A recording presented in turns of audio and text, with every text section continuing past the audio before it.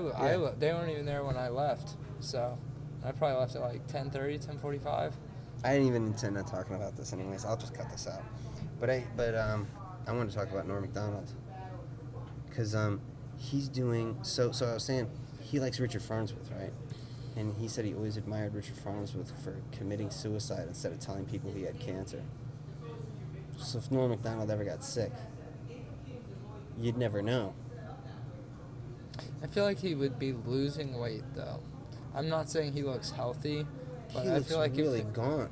Yeah, no, you're right, but he doesn't look deathly skinny, which I know isn't necessarily a sign, but I'm just trying to be optimistic. I don't want Norm, but you're right. If he is sick, I don't think he'd say anything. I'd be upset that he has probably hours and hours of material that no one's heard. Oh yeah, I know. That bothers me. He should record it in a studio, and then when he does die, then they can hologram Norm. Legendary people die young.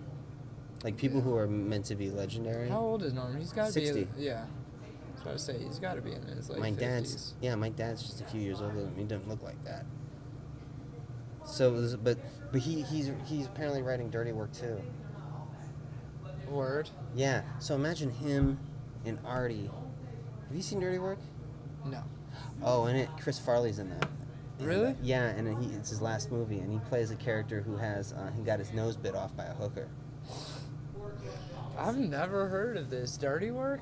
You never heard of Dirty Work? I don't think It's so. Bob Saget, Artie Lang, Norm No, Macdonald. I've never heard of this movie. It Chevy sounds Chase great, is in it. though. Don Rickles is in it. It is great. I heard Chevy Chase was a fucking asshole back in the day. But And he then he had a sense of humor And on then Dirty Work. He got along on Dirty Work. There's a clip of Oh, really? Yeah, there's a clip of Norm Macdonald. They made a short film together where Norm Macdonald bites his dick. Chevy Chase's? Yeah. That's They funny. play it on the Norm show and Chevy Chase is the guest. Yeah, he is a fucking And He's then, the and then he fucking- had a heart attack, and then everybody said he got super nice after that. Yeah. Which, I mean, that's Well, apparently he something got I into would a do. lot of fights on the set of Community. Oh, word. That show was really good, randomly. Thing is, I he enjoyed it. just never had the respect that like Bill Murray did or John Belushi did. Definitely not that Eddie Murphy I mean, he had did. the National Lampoon series. Yeah, I know. Well, I would watch the Christmas one. yeah, literally the Christmas every one's year, a Christmas classic. every year with my family, with my mom. She loved that movie so much, and it's like, as far as It's Christmas good. movies go, yeah, it's good. And the first one's fucking a great movie. Christmas movie's a great movie. The first Fletch is a great movie.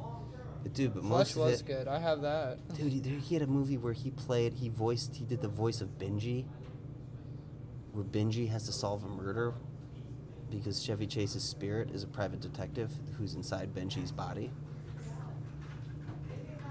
That's Sounds a movie. like an anime show. No, it's live action. No, I believe you, but there's like an anime show that's very similar to that. Well, no, it's like a guy gets poisoned into this potion that makes him look like a little kid, and he's just stuck like that. So I guess it's a little different. You ever heard of Under the Rainbow? No, I don't like gay shit. Because of rainbows. It was a joke. So Princess Leia and Chevy Chase are in it. They're like normal sized, and everybody else are midgets. See, because they're casting Wizard of Oz. But Chevy Chase plays the Secret Service, and he has to protect somebody from a German assassin. One of the assassins is Billy Barty, who was an actor in the original Wizard of Oz. But he plays a Nazi midget. Who did he play in The Wizard of Oz? Just one of the... Is he a midget also? I thought you were being sarcastic. He played the lion.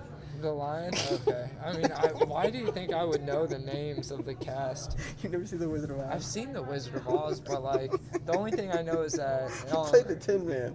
The only thing I know He was Toto.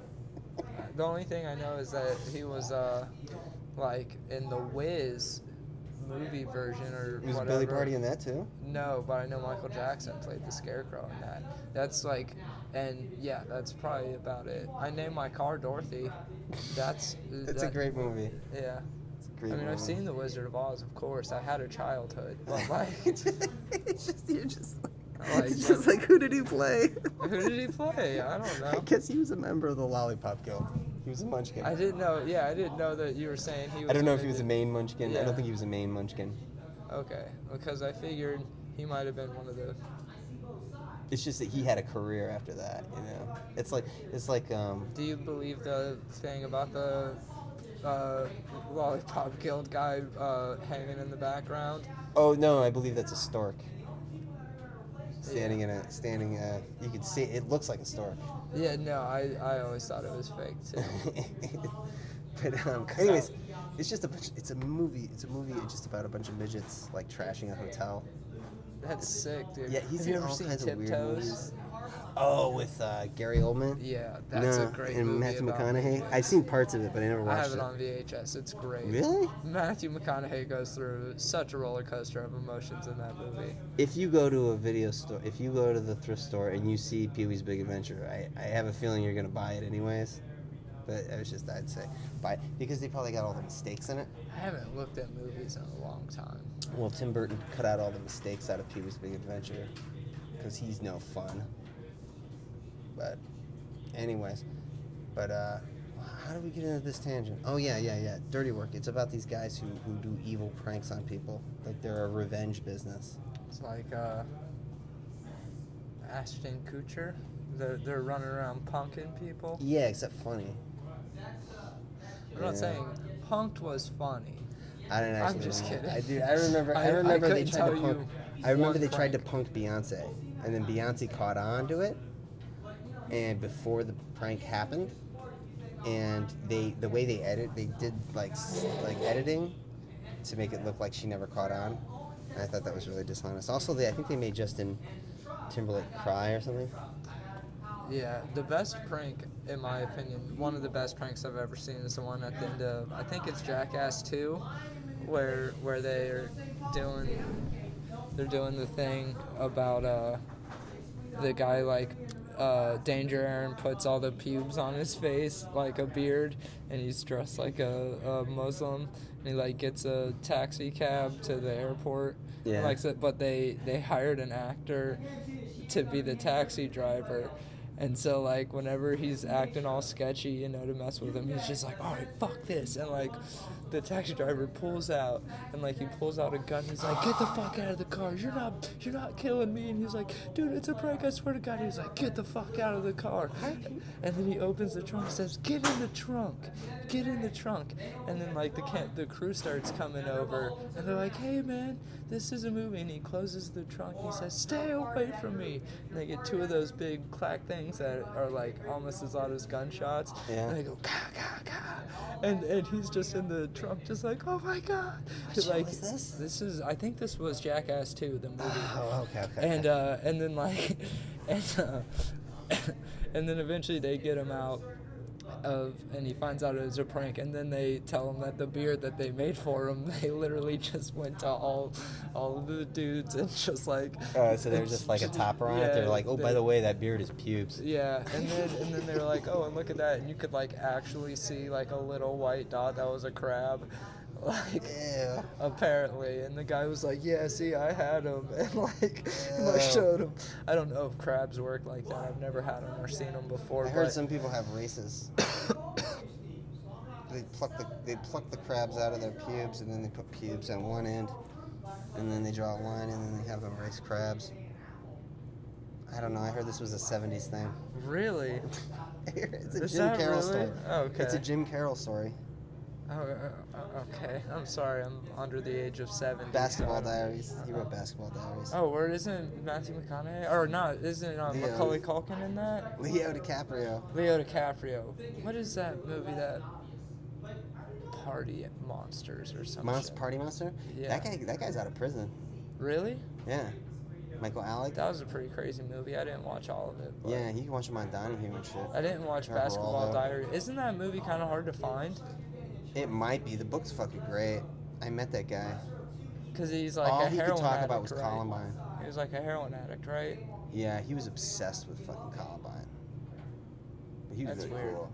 No, I was really drunk. I kind of annoyed him, but we sat there and talked. But me and him and a bunch of other people talked, and he just kept dwelling on fucking getting blamed for fucking Columbine. he was getting blamed for Columbine? There's a scene in Basketball Diaries where he comes in with a leather jacket and he's got a shotgun. He fantasizes about They didn't it. even use shotguns, did they? I don't know, but in the movie, he pulls out a shotgun and just starts blasting everybody in the classroom. And then they brought him on some news show. He's like, how do you answer for that? And he's like, what? The movie scene. That's not He's a like, I famous didn't write the movie at script. all. He's like, I didn't write that. Oh, he didn't even write it? He just directed it? I forget No, that. no, no. He wrote. It's his diaries from when he was a teenager. So it was a big hit in the 70s because it was like a real life Go Ask Alice thing. It was a story about a kid who got into drugs. Yeah. Who was a basketball player and got into drugs, and then he became like a. Then he started hanging out with Andy Warhol and Patti Smith, and he started a band called the Jim Carroll Band. He came out with some books, and he was just a regular writer. It's a really good book. Basketball Diary. Over here for about 3 minutes.